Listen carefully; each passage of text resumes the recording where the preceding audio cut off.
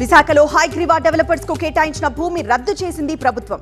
ఆ భూ కేటాయింపులను రద్దు చేస్తూ ఏపీ ప్రభుత్వం నిర్ణయం తీసుకుంది. హైగ్రీవా డెవలపర్స్ కు కేటాయించిన 12.51 ఎకరాల భూమిని వెనక్కి తీసుకోవాలని ఏపీ ప్రభుత్వం ఆదేశాలు జారీ చేసింది.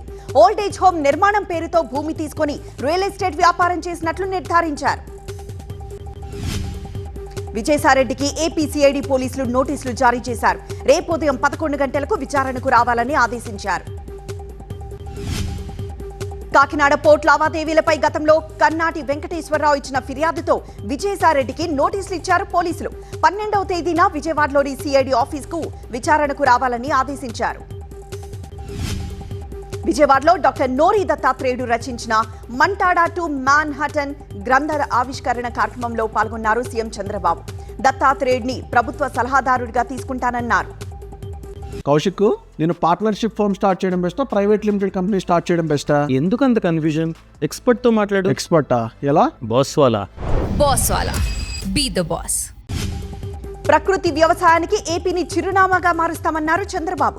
50 లక్షల ఎకరాలకు ప్రకృతి సేద్యాన్ని విస్తరిస్తామన్నారు. మాతృభాషలో చదువుకుంటేనే జ్ఞానమన్నారు సీఎం చంద్రబాబు. కమ్యూనికేషన్ కు మాత్రమే ఇంగ్లీష్ అవసరమన్నారు. ప్రభుత్వ సేవల్లో నాణ్యత పెంచడం, ప్రజలు సంతృప్తి చెందేలా కార్యక్రమాలు అమలు చేయడం తమ ప్రభుత్వ ప్రధాన లక్ష్యమన్నారు సీఎం చంద్రబాబు. రెవెన్యూ, ఆసుపత్రి సేవలు, దేవాలయాలు, మున్సిపల్ శాఖల సేవలపై వచ్చిన నివేదికలను సీఎం చంద్రబాబు పరిశీలించారు. కింది స్థాయి ఉద్యోగులు, అధికారులకు కౌన్సిలింగ్ నిర్వహించడం ద్వారా సేవలు మెరుగుపరచాలని ఉన్నతాధికారులకు సూచించారు. పార్టీ కోసం కష్టపడే వారందరికీ పదవులు వస్తాయని మంత్రి లోకేష్ పార్టీ శ్రేణులకు భరోసా ఇచ్చారు. పదవులు రాలేదని ఎవ్వరూ ఆందోళన చెందొద్దని సూచించారు. ఎమ్మెల్సీగా తనకు అవకాశం కల్పించిన పార్టీ అధ్యక్షుడు Nadda, CM Chandrababu, deputy CM Pavan Kalyan కు సోము వీర్రాజు ధన్యవాదాలు తెలిపారు. పిఠాపురం మాజీ ఎమ్మెల్యే వర్మను గౌరవించడంలో తమకు ఎటువంటి అభ్యంతరం లేదని మంత్రి నాదెండ్ల మనోహర్ స్పష్టం చేశారు. వర్మ చాలా సీనియర్ రాజకీయవేత్త అని, ఆయన విషయంలో వాళ్ల పార్టీ నిర్ణయం తీసుకుంటుందన్నారు. రాష్ట్రంలో కూటమి ప్రభుత్వం వచ్చాక సాగునీటి పనులు పరుగులు తీస్తున్నాయని జలవనరుల శాఖ మంత్రి నిమ్మల రామనాయుడు తెలిపారు. ఈ ఏడాది జూన్ నాటికి ఉత్తరాంధ్రకు సాగునీరు అందించే లక్ష్యంతో పోలవరం ఎడమ కాలువ పనులు త్వరితగతిన జరుగుతున్నాయని వెల్లడించారు నిమ్మల. 2026 జూన్ నాటికి వెలిగొండ ప్రాజెక్టు పూర్తి చేస్తామని భరోసా ఇచ్చారు.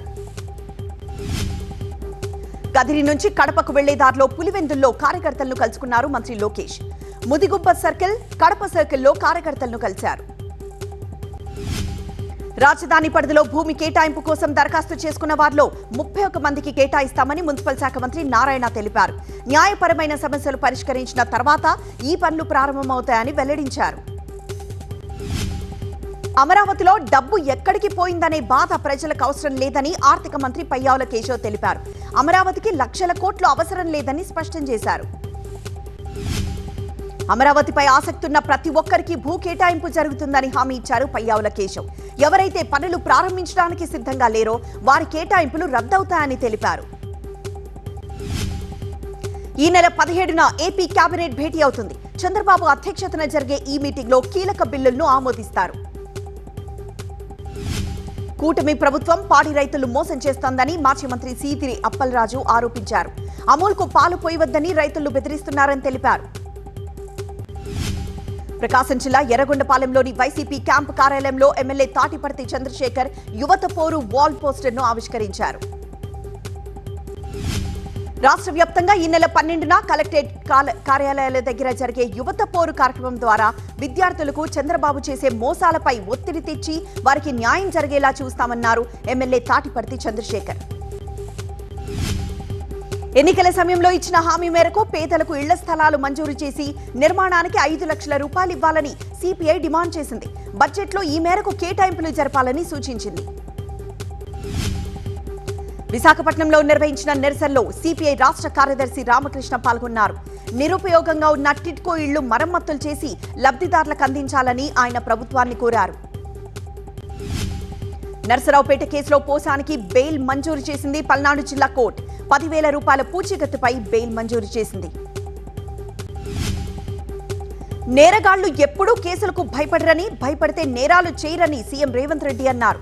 కేటీఆర్ అందుకే భయపడను అంటున్నారని విమర్శించారు. చెల్లని రూపాయి గురించి మాట్లాడడం వేస్ట్, కేటీఆర్ గురించి మాట్లాడడం వేస్ట్ అన్నారు సీఎం. రింగ్ రోడ్ అంటే రింగ్ లా ఉండాలి కదా, సగమే ఇచ్చి రింగ్ అని ఎలా అంటారని ప్రశ్నించారు రేవంత్ రెడ్డి. కిషన్ రెడ్డి తెచ్చిన మెట్రో ఎక్కడుందని అడిగారు సీఎం. ఎమ్మెల్సీ ఎన్నికలకు కాంగ్రెస్ నుంచి 3, సిపిఐ నుంచి 1, బీఆర్ఎస్ నుంచి 1 నామినేషన్ దాఖలు చేశారు. ఎమ్మెల్సీ అభ్యర్థుల జాబితా తనను షాక్ కి గురి చేసిందన్నారు టీపీసీసీ వర్కింగ్ ప్రెసిడెంట్ జగ్గారెడ్డి. తన షాక్ కి కారణం సమయం వచ్చినప్పుడు చెప్తానని తెలిపారు. జట్టి కుసుమకుమార్ 40 ఏళ్లుగా పార్టీ కోసం పనిచేస్తున్నారని మరోసారి గుర్తు చేశారు జగ్గారెడ్డి. గెలుపోటంలను తాను ఒకేలాగా చూస్తాను కాబట్టి ఎప్పుడూ సంతోషంగా ఉంటానని జగ్గారెడ్డి తెలిపారు. ప్రజలకు పాలు నీళ్లు ఏంటో తేడా తెలిసిందన్నారు హరీష్ రావు. ప్రజలు కేసీఆర్ ను చూడాలని తప్పిస్తున్నారని, మాటల మనిషి ఎవరో చేతల మనిషి ఎవరో ప్రజలు గుర్తించారన్నారు. టీడీఆర్ పేరుతో వేల కోట్ల రూపాయలు కొల్లగొట్టేందుకు రేవంత్ రెడ్డి టీం సిద్ధమవుతోందని బీఆర్ఎస్ వర్కింగ్ ప్రెసిడెంట్ కేటీఆర్ ఆరోపించారు. కొంతమంది రేవంత్ రెడ్డి అనుచరులు హైదరాబాద్ లో టీడీఆర్ షేర్లు కొంటున్నారని తెలిపారు. తెలంగాణ సమస్యలు, రావాల్సిన నిధులపై పార్లమెంట్ సమావేశాల్లో లేవనెత్తుతామన్నారు MP Mallu Ravi. Triple R, Musi, metro, Navodaya, Kendriya విద్యాలయాలపై తెలంగాణ ఎంపీలు తమతో కలిసే వస్తారని భావిస్తున్నామన్నారు. మందకృష్ణ మాదిగ తెలంగాణలో ఒకలా, ఆంధ్రప్రదేశ్లో మరోలా ద్వంద్వ వైఖరితో ఉన్నారని ఎస్సీ కార్పొరేషన్ మాజీ చైర్మన్ పిడమర్తి రవి ఆరోపించారు. నల్గొండ కోర్టు తీర్పుపై అమృత స్పందించారు. ప్రణయ్ ఆత్మకు శాంతి కలగాలని కోరుకుంటున్నానని, మార్చి 10వ తేదీని గుర్తుపెట్టుకుంటానని తెలిపారు అమృత. భూ కబ్జాలతో పాటు హైడ్రా ప్రజావాణికి మొత్తం 63 ఫిర్యాదులు వచ్చాయి. వీటిపై విచారణ జరిపి 15 రోజుల్లో నివేదిక ఇవ్వాలని అధికారులకు ఆదేశించారు హైడ్రా కమిషనర్ రంగనాథ్. విదేశాల్లో ఉద్యోగాల పేరిట మోసపోయి థాయిలాండ్లో బందీగా మారిన 540 మంది బాధితులకు విముక్తి కల్పించారు బండి సంజయ్. కేంద్ర మంత్రి చొరవతో ప్రత్యేక విమానంలో భారత్కొచ్చారు బాధితులు. ప్రకాశం జిల్లా గిద్దలూరు సబ్ రిజిస్ట్రార్ కృష్ణమోహన్ పై గుర్తు తెలియని వ్యక్తులు దాడికి పాల్పడ్డారు. పట్టణంలోని శర్మ వీధిలో నివాసముంటున్న కృష్ణమోహన్ తన ఇంట్లో ఉండగా ఇంట్లోకి ప్రవేశించిన దుండగులు దాడికి పాల్పడ్డారు.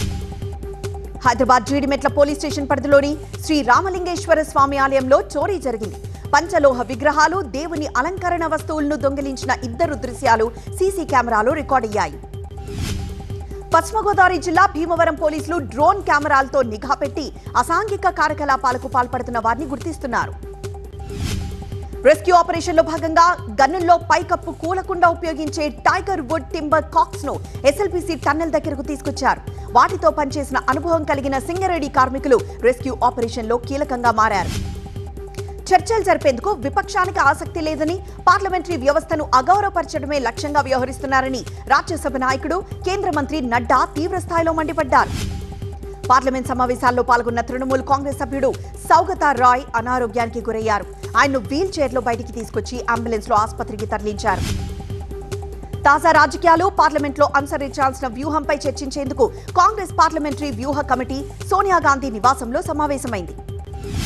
ఢిల్లీలో మహిళా కాంగ్రెస్ కార్యకర్తలు భారీ ఆందోళన చేపట్టారు. చట్టసభల్లో మహిళలకు 35% రిజర్వేషన్లు కల్పించాలని జంతర్ మంతర్ దగ్గర నిరసన చేపట్టారు. పార్లమెంట్ ముట్టడికి బయలుదేరిన ఢిల్లీ కాంగ్రెస్ మహిళా కార్యకర్తలను పోలీసులు అడ్డుకున్నారు. బ్యారికేడ్లను తొలగించడానికి ఆందోళనకారులు ప్రయత్నించడంతో పోలీసులు వారిని అరెస్ట్ చేశారు. ఛత్తీస్గఢ్లోని దుర్గ్లోని బఘేల్ ఇంటి దగ్గరకు పెద్ద సంఖ్యలో కాంగ్రెస్ కార్యకర్తలు వచ్చారు. కోర్టులు క్లీన్ చిట్ ఇచ్చిన ఈ ఈడీ దాడులేంటని ప్రశ్నించారు. ఎక్స్ సేవలకు మరోసారి అంతరాయం ఏర్పడింది. నిన్న రాత్రి ప్రపంచవ్యాప్తంగా ఎక్స్ సేవలు స్తంభించిపోయాయి. వరుస అంతరాయంపై యూజర్లు అసహనం వ్యక్తం చేశారు. దసరా సినిమాతో దర్శకుడిగా గుర్తింపు తెచ్చుకున్న శ్రీకాంత్ ఓదెలా తాజాగా నిర్మాతగాను మారారు. సమ్మక్క సారక్క క్రియేషన్స్ పేరుతో బ్యానర్ మొదలుపెట్టిన ఓదెలా మొదటి ప్రయత్నంగా గులాబీ సినిమాను నిర్మిస్తున్నారు. సత్యం రాజేష్ ప్రధాన పాత్రలో, శ్రవణ్, కాలకేయ ప్రభాకర్ కీలక పాత్రల్లో నటిస్తున్న సినిమా పాడేరు 12వ మైలు. ఈ మధ్య విడుదలైన టీజర్ కు మంచి రెస్పాన్స్ వస్తుందంటూ ప్రేక్షకులకు ధన్యవాదాలు తెలిపారు మేకర్స్. ఆది సాయి కుమార్, అవికా గౌర్ జంటగా షణ్ముగం సప్పని తెరకెక్కిస్తున్న సినిమా షణ్ముఖ. డివోషనల్ థ్రిల్లర్ గా ఈ సినిమా వస్తోంది. తాజాగా ఈ సినిమా ట్రైలర్ లాంచ్ కార్యక్రమం జరిగింది.